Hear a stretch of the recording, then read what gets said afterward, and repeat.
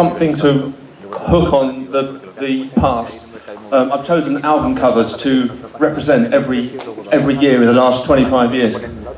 Some of them you're going to love, some of them less so. So let's start right back in 1987-88. Perl 1 and Perl 2 both came out in the same year. In fact, there were quite a few versions of Perl that came out in over that time. In the community, the first JAF was published right back 25 years ago in one of the news groups. I'll move quite quickly during the early years because things get busier a bit later on. So the major technical achievement of that year, well, that was Perl. Thank you, Harry. And, well, books, there was Man Perl, which was quite a lot smaller back then than it is now. So moving on, 1989, oh yes, the Stone Roses. That was the year that Perl 3 came out. And 8 different versions of Perl 3 came out that year. Complang Perl, the first Perl news group, started. Big technical advance when Perl 3 came out was the first time we were able to handle binary data. Books, well, there were no books published in that year. I don't know what they were doing. 1990. The year of the Black Perl. Some of you know what I mean, some of you probably not. Several versions of Perl 3 came out in that year. Yeah, and Black Perl was a Perl poem. People discovered that you could write poetry in Perl. How they discovered it, I really don't know. Beer.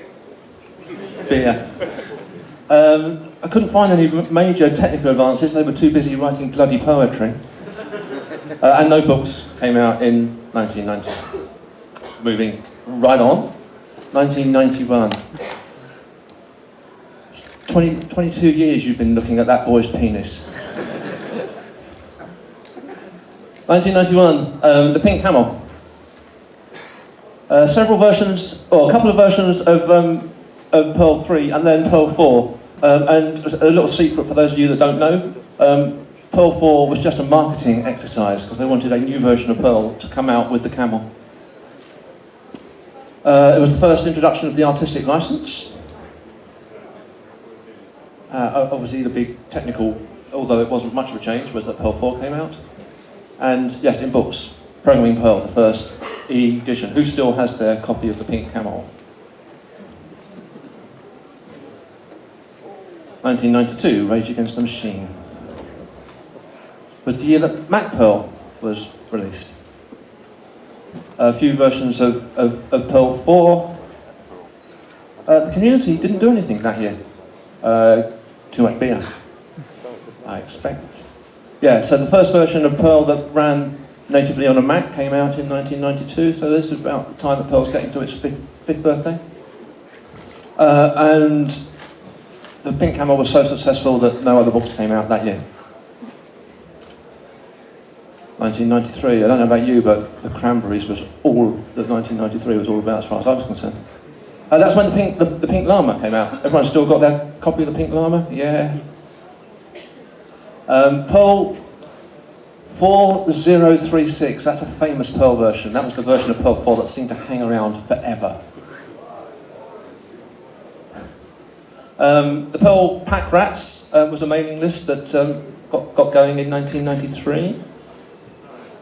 And it was the first appearance of CGIlib.pl. And as I say, in the books, the first version of Learning Perl. Moving quickly on, 1994 was the year that Perl 5 came out. So next year we'll be celebrating the 20th birthday of Perl 5. And that was the only release. It was such a big re-release that they brought that out and then did nothing else. The Perl 5 porters, so with the introduction of Perl 5, we needed the Perl 5 porters to look after it. Some of the other thing with Perl 5 was it led to it became far easier to have external libraries. So big things like DBI and CGI appeared for the first time that year. CGI PM, the module, not the protocol, I mean. But still no new books. 1995, nice. It was the year that CPAN was launched. Just one version of Perl came out in that year. So Perl.com and Perl.org were both first registered in that year, and Complang Perl MISC, the current major Perl Usenet group, first appeared that year. A few things on technical front, not all good. So the CPAN, the first version of the Schwartzian transform, match script archive, but also the first versions of things like LWP and DVD MySQL. But still no books. Well, none I could find anyway. 1996, well, you were all listening to the Spice Girls. It was the launch of the Perl Journal. Lots and lots of versions of Perl, which, does that mean they were getting lots of things wrong? I think there was a big security hole in 5002. Oh, okay. And it took you a lot of versions to get it right? I don't know, I wasn't that active. Okay. Okay. Good answer. As I say, it was the first edition of the Perl Journal. A few other famous things that Mod Perl, PDL, first version of Test Harness, and the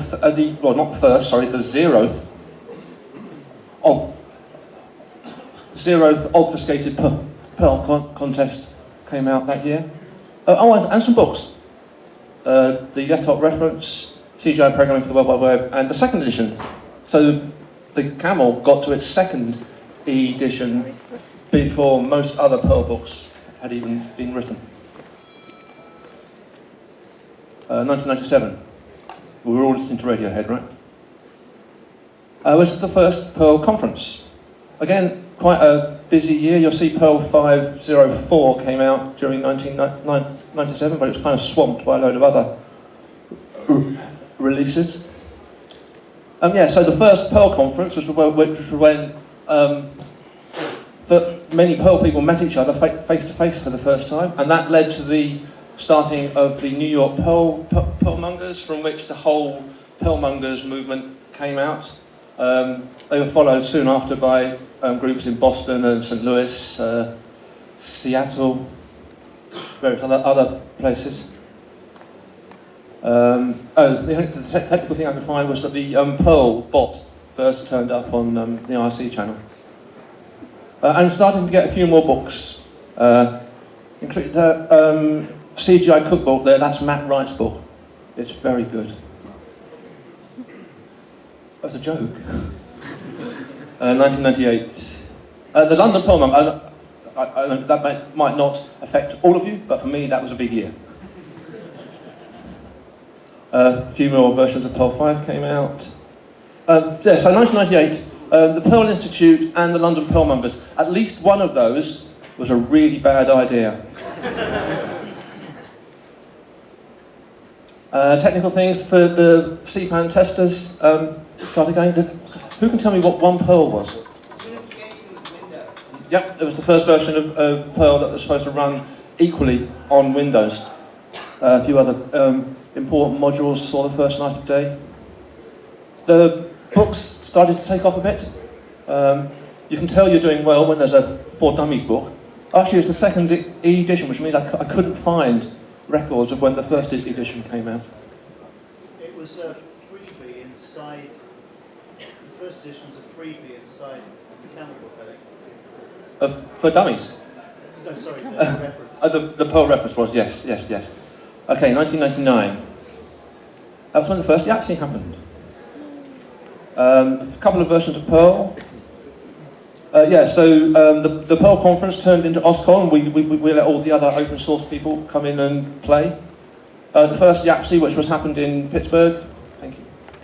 First German Perl workshop. First publication. Perl month was it didn't last that long, but it was a online Perl magazine. The first White Camel Awards, yet another society was the group that was set up to run YAPC. The irc.perl.org service first started. Some other friends made their first appearance that year. That was the first record I could find of Perl Golf. I'm surprised it wasn't earlier. Lots and lots of books came out that year. Anything particularly important? They're all good. Well, so teach yourself Perl, I expect. 2000. 2000 was the year of the coffee cups. The only version of Perl came out was Perl 5.6. In the community, the first YAPC Europe in London. That went well. At the second YAPC in the US, in Pittsburgh, we heard the first lightning talks. Now the Python world had experimented with lightning talks earlier in the year, but it didn't really work for them. They needed too many significant pauses. Perl Monks, the first Perl Whirl, the first Perl Advent calendar. I was surprised that the first Perl Advent calendar was that early, actually. Technical, Perl 5.6, well, Perl 5.6 to Perl 6 was announced. People started thinking about testing in a different way. Active Perl first came out, and if you'll let me have another one of my own things, symbol prox sub first made it onto CPAN, the CPAN module that allows you to mistype your function name. Loads of books came out that year. A third edition of Perl for Dummies, 2001. It was the year that Damien Conway worked for us. Those of you that were around at the time might remember that we had a whip round and paid off his university, and for a year, well, actually it turned into 18 months or 2 years. He actually came and worked for us full time. Only one version of Perl that year. Use Perl was launched. Perl Monks and the Perl Mongers joined yet another society, and that became the Perl Foundation. It was the first year of the really silly YAPC auctions. It was the YAPC auction in Amsterdam, where we bid on the date of the London PM meetings. Very silly. And Parrot was an April Fool's joke on April the 1st. Then actually Parrot became a real thing later in the year. 2001 was the first, it's the earliest that I can trace back Acme namespace. A few other things there that you see for the first time. Earliest release of movable type. And loads of books, too many books to fit on the page. This was almost hitting the peak of Perl books. Oh, look, there's Data Munging with Perl. Still a very good book. Smaller fun. 2002, the NMS project. A couple of versions of Perl. You'll notice that the second of those versions of Perl is a new version of Perl 1. I think, was it Schwern or Leon or someone like that? Schwern went away and recompiled it and fixed the errors that he was getting trying to compile Perl 1. The NMS project, the community went and rewrote Matt Wright scripts in something that looked almost like proper Perl. The first issue of the Perl Review. A few other good friends we see for the first time. Again, another load of books. 2003. Perl on new internal engine. Pony. Pony was going to ride in and save the world. Pony was an attempt, for those of you that don't realise, Pony was an attempt to rewrite Perl 5 so it worked on top of Parrot. The project never completed. Some more versions of Perl, that's Perl 5.8, and another version of Perl 1. But I think that was the last of those. I think they got bored of doing that. So in the community, yes, Pony, the Pony project was launched, and also ACT the software that we use to drive a lot of the Perl conferences first came out. The email project and the date-time project both started in 2003. Some great modules coming out of both of those projects. Not quite so many books, but still quite a lot, including the Perl template toolkit, which is still valid, still works with the current version of the template toolkit. 2004 was the year that Catalyst first appeared. Various versions of Perl coming out there. The Catalyst community was kind of the start of a new style where people were just handing out commit-bits to things a lot more easily. Yeah, so we saw Maypole and Catalyst that year. Still quite a lot of books. 2005, first version of DBX class. I'm going to move quite quickly because I know I'm running out of time. Panic Perl, I did a Perl Mongers census that year and counted the Perl Mongers groups. There's lots of them. The first YAPC Asia, now you think, this is big, what, we got 350 people here? YAPC Asia routinely gets 1,000 people. A couple of more interesting, I'd love to have time to talk about pugs, but I don't. Lots of books. 2006, that's the first version of Moose. 588, that's another of those versions of Perl, like 436, that just hangs around forever. But people on Red Hat will still know Perl 588. That's when the Artistic License 2 came out. We saw versions of Moose and Plagger. The book's starting to tail off a little bit. 2007, first version of Strawberry Perl. Perl 510, released on Perl's 20th birthday. A couple of community things, Perl Buzz and Foo magazine. Also the first version of Local Lib came out that year. Still a few books. That's the first of the Catalyst books, the one that's not quite so good. 2008, everyone listening to Elbow. The year that the Perl community started to take marketing seriously. Perl 589. The first QA hackathon at YAPC Europe in Copenhagen. Curtis Poe organised a marketing BOF. Let's talk about marketing, and 50 people turned up, and it got quite an interesting conversation going. The Enlightened Perl organisation was launched. A few other technical things, Devel Cover and Distzilla. Obviously TAP wasn't invented in 2008, but we gave it a name in 2008. A couple of books. Moving very quickly now, I've run out of time. First version of PSGI. The first Sender newbie. Are the newbies from this year here? Yes. Yeah, hello. Perl Iron Man. Launching a couple of Perl websites. Oh, the new version of Perl.org when it actually looked like it was written in the 21st century for the first time. PSGI and Dancer both launched. A couple of books. Oh, that's the good Catalyst book. Rakudo Star in 2010, Perl 512. That's when we moved into the annual release cycle. App CPAN Minus, Meta CPAN, Perl Brew, all these really cool things came out in 2010. A few books. 2011. Money. Oh, see, that was the year where every conference we seemed to go to, all these sponsors started handing the Perl Foundation these huge checks.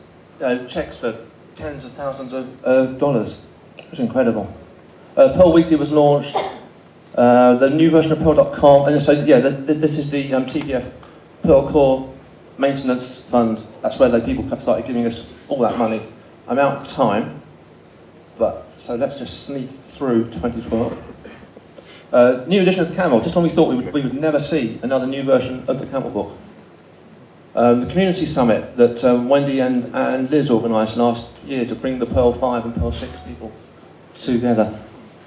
Technically, it's a bit early to say which of the modules that came out in 2012 are going to be really important ones, but my money would be on having a close look at these two. A few books. So, yeah, 25 years. That's a lot of projects, a lot of people who've been involved, from Larry right to the Sender A newbie people who are at the conference for the first time. We've done an awful lot in that 25 years. So I think I'd like to ask you to join me in saying a really big thank you to everyone that's been involved in Perl over that 25 years.